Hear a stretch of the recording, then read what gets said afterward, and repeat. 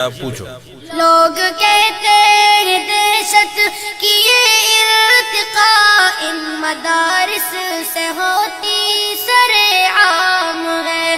میرے بابا تو اتنا بتا دے مجھے، یہ حقیقت ہے یا کوئی الزام ہے؟ پوری دنیا کو ملتا مدارس سے ہی امن کا ایک میٹھا سا پیغام ہے۔ اس بدامنی کا اے میرے لختے جگر، امن کے ان مراکز سے کیا کام ہے؟ بابا جی، پہلی بات یہ پوچھنا چاہتا ہوں کہ بیٹھے حجروں میں دن رات یہ مولوی دیتے رہتے ہیں تعلیم کس چیز کی؟ جہل کی تاریکی میں وہ پھیلاتے ہیں علم کی روشنی روشنی روشنی۔ محو در سے بخاری وہاں ہے کوئی، گود میں لے کے بیٹھا کوئی تلمذی۔ مدرسے ہم کو لگتے ہیں کیوں اجنبی؟ آپ جاتے نہیں مدرسے میں کبھی، اس لیے درس گاہوں سے نفرت ہوئی۔ ننھے منھے بچے سر جھکائے ہوئے روز و شب کرتے ہیں حفظ قرآن کی، روز و شب کرتے ہیں حفظ قرآن کی۔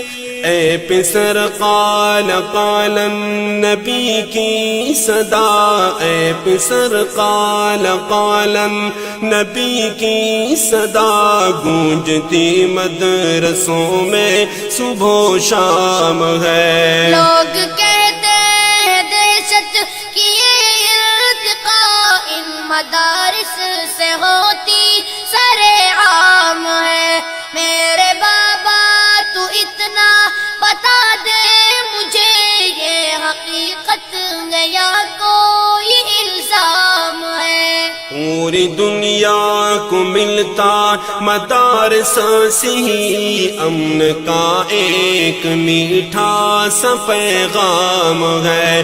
اس بدامنی کا اے میرے لختے جگر، امن کے ان مراکز سے کیا کام ہے؟ بابا، دوسری بات یہ پوچھنی ہے کہ سیکھتا ہے یہاں پر ہر ایک آدمی زنی بدزنی دشمنی سرکشی؟ نہیں بیٹا، بلکہ ایک نگاہ بصیرت سی مولوی دشمنوں سے بنا لیتے ہیں دوستی، گمراہوں کو دکھا دیتے ہیں راستہ، سرکشوں کو سکھا دیتے ہیں بندگی۔ پھر یہ کیا پھیلی ہے ہر طرف سنسنی؟ یہ ہے انگریز کی ایک سازش کھلی تاکہ بدنام ہو